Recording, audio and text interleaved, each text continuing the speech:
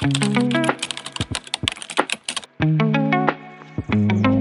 siguiente cuestión que quería preguntarte también era, hablando de la evaluación, ¿no? Es decir, cómo realmente evalúas la efectividad de todas las prácticas que nos estás llevando, bueno, que nos estás contando, ¿no? Y que estás Claro. llevando a cabo con tu alumnado, ¿no? Sería también una de ellas que, bueno, cuéntanos un poquito, aunque sé que esto lo daría para casi otro programa entero, pero Sí. danos ciertas pinceladas de, bueno, qué técnicas utilizas, instrumentos. A ver, el feedback es muy complejo porque yo estoy aquí hablando del feedback nivel docente-alumno, ¿vale? Claro. Pero claro, dentro del feedback comienza desde cuando comenzamos a compartir los objetivos de aprendizaje. Y Exactamente. además, cómo debemos compartir los objetivos de aprendizaje.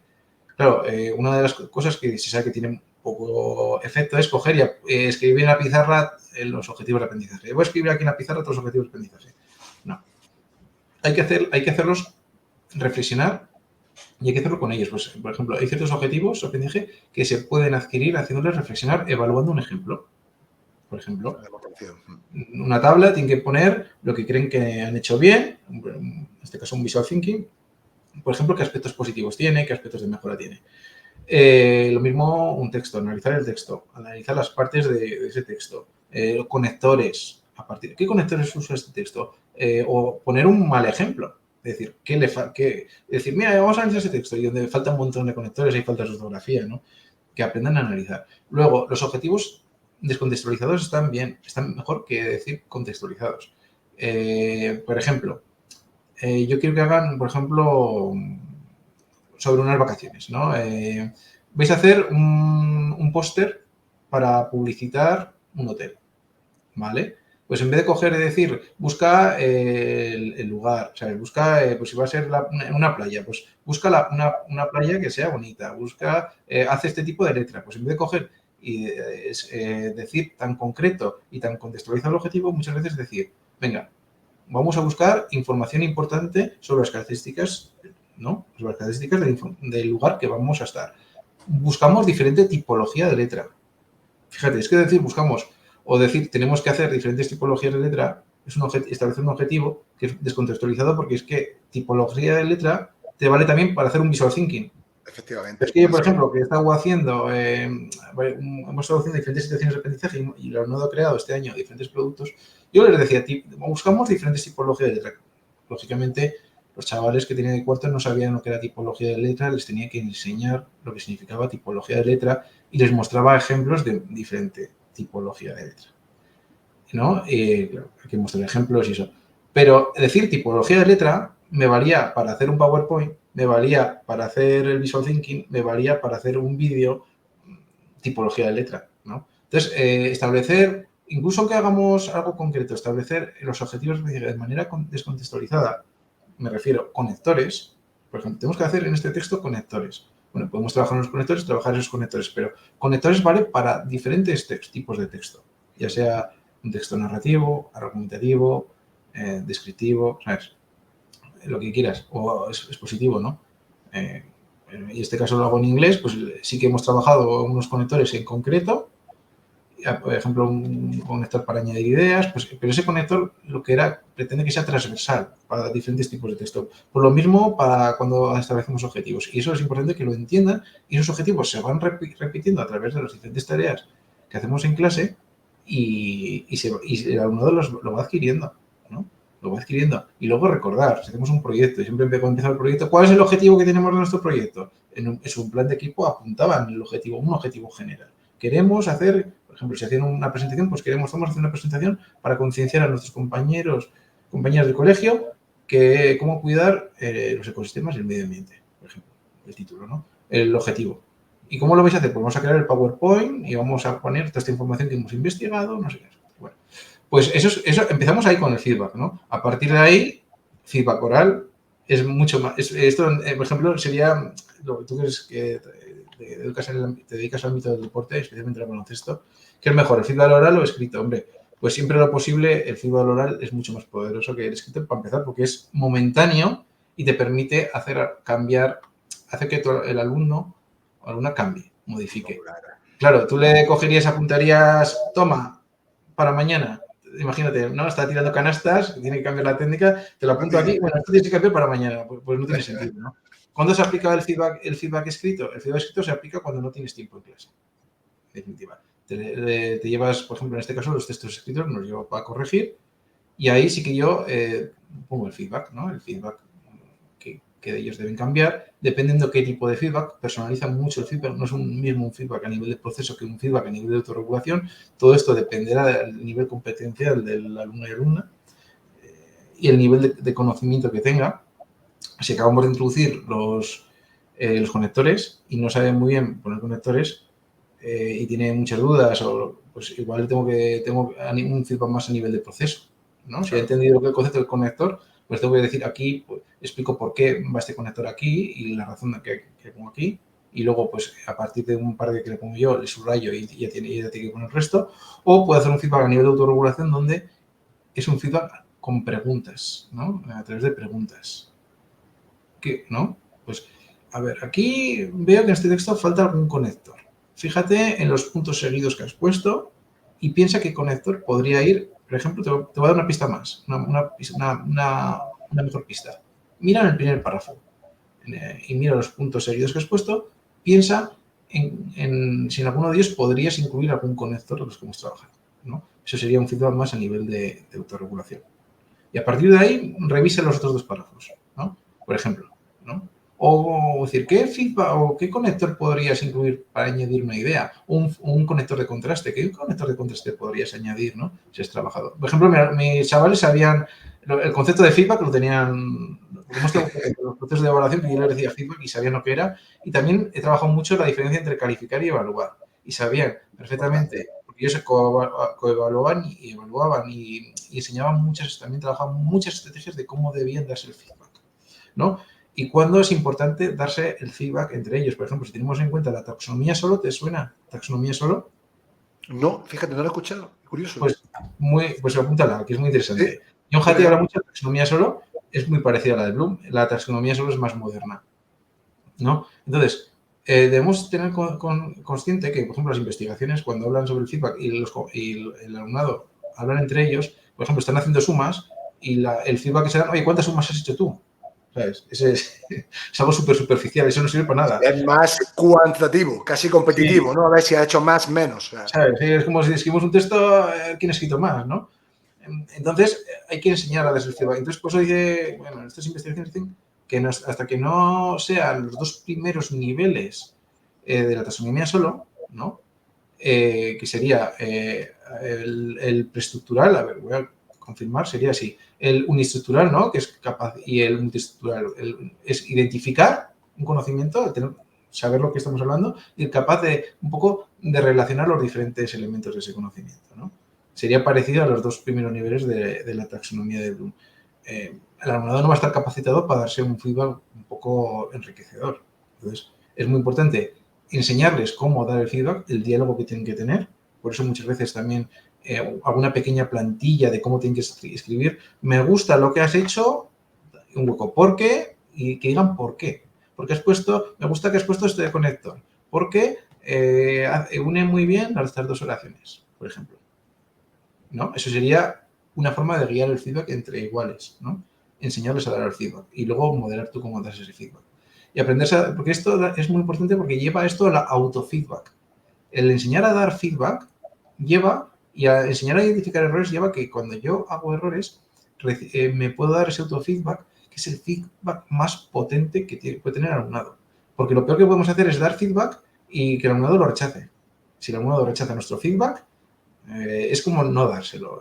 No tiene efecto ninguno, claro. No tiene efecto deseado. Es más, el feedback, si sabes, las investigaciones que tienen un alto impacto de aprendizaje, pero claro, es que el tema del feedback, dentro del feedback hay una investigación terrible, grande. Claro, y por ejemplo, hablamos feedback con niños con baja autoeficacia, alta autoeficacia. ¿Qué diferencia hay? Niños con baja autoeficacia, igual ir directamente al error, pues no es lo más positivo, pues igual es mejor el marcar los logros que has obtenido y luego los aspectos de mejora, especialmente con niños con poca autorregulación emocional. Sin embargo, con niños de alta autoeficacia puedes ir a cañón a decir, mira, esto puedes mejorar, esto. Yo tenía especialmente este año una niña que tenía buena autoestima, además de tener buena autoestima, tenía muy buena era muy crítica, con una alta autoeficacia, y era increíble cómo se ha beneficiado de tus procesos de evaluación formativa y cómo ha desarrollado ese autofeedback. Vamos, por ejemplo, la escritura, cogía yo un texto que escribí en septiembre, un texto que escribí en junio, y el proceso de mejora, pero la noche y el día, te hablo de una niña. No todos los niños tienen esa capacidad de autocrítica. Hay que enseñarla, ¿vale? Pero te hablo de este caso. Pero claro, te estoy hablando de una niña de alta autoeficacia, con un buen pensamiento crítico, claro. Todo esto de aprenderse a evaluar, usar la evaluación y el feedback, para esa persona es súper potente, súper potente. Claro, y por ejemplo, esta niña podía ir yo a cañón, podía ponerme yo a ir a cañón y decirle, mira, a ver, te voy a decir los errores, lo vas a hacer mucho mejor ahora, ya verás que lo vas a hacer, este es el borrador, vas a hacer el siguiente y lo vas a hacer mucho mejor. Y todo, pues esta niña, todo feedback a nivel de autorregulación, claro, ¿sabes? Todo feedback a nivel de autorregulación. Y claro, y le encantaba autoevaluarse y le encantaba coevaluar a los compañeros también. Era una pasada. Y claro, no es lo mismo, no quiere decir que el feedback hay que personalizarlo. Y luego está el feedback a nivel de alumno docente. ¿Cómo consigo yo ese feedback? A mí me gusta, por ejemplo, realizar cuestionarios Likert. Los cuestionarios Likert lo habla mucho los hermanos Johnson. Y me gusta conjugarlo muchas veces algunas preguntas con los 7 climas de la clase que establece también John Hattie. Y a preguntas, por ejemplo, si sientes que en esta clase cada día se aprende más, los conflictos que hay en clase, si sientes que tu docente se preocupa por ti. Las 7 Cs de John Hattie lo midió John Hattie a través de cuestionarios, porque vio que había docentes que conseguían mayor impacto de aprendizaje y otros docentes que conseguían menor impacto de aprendizaje. Y hizo un análisis un poco para analizar si el clima de la clase tenía impacto. Claro, y entonces hizo preguntas de lo que pensaban el alumnado sobre su clase, sobre la clase, el ambiente de la clase y sobre su docente.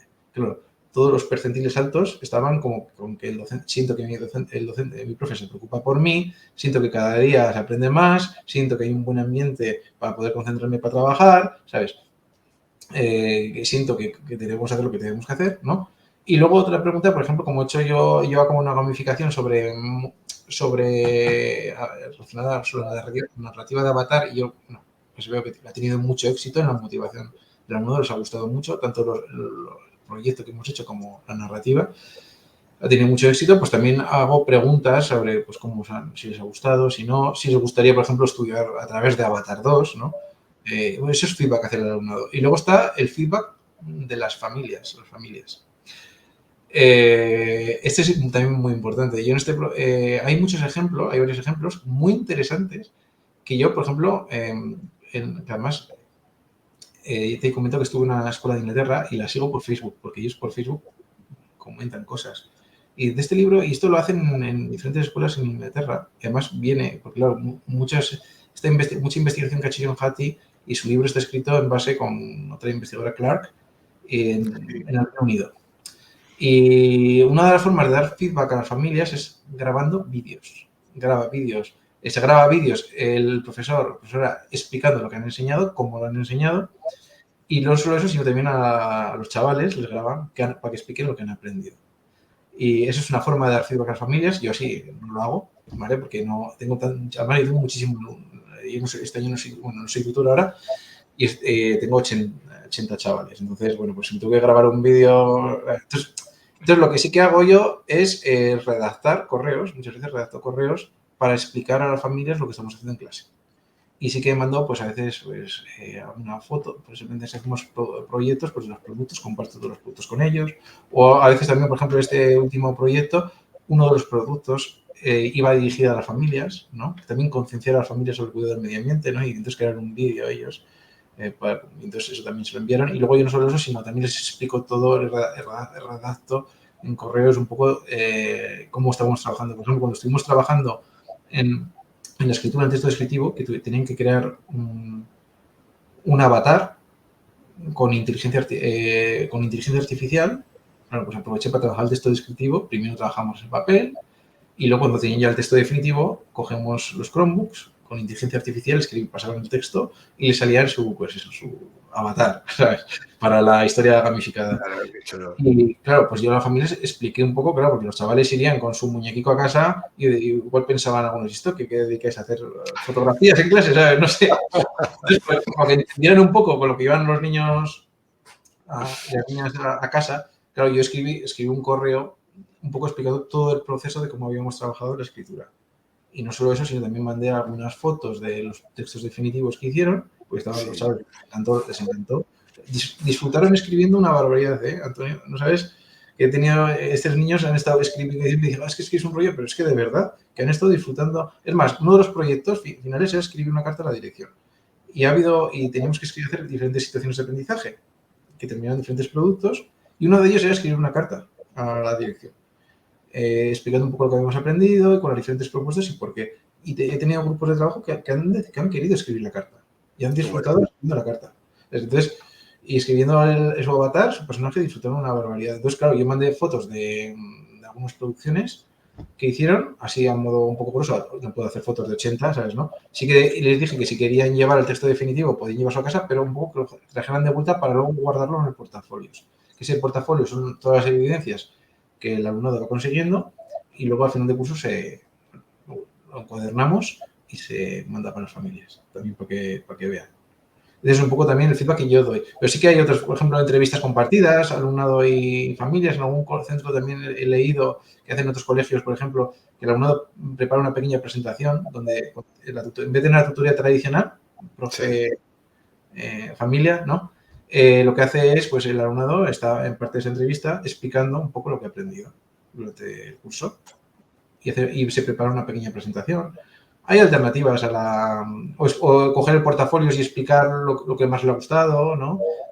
Esa es otra alternativa. Pero yo no soy tutor y eso no lo hago.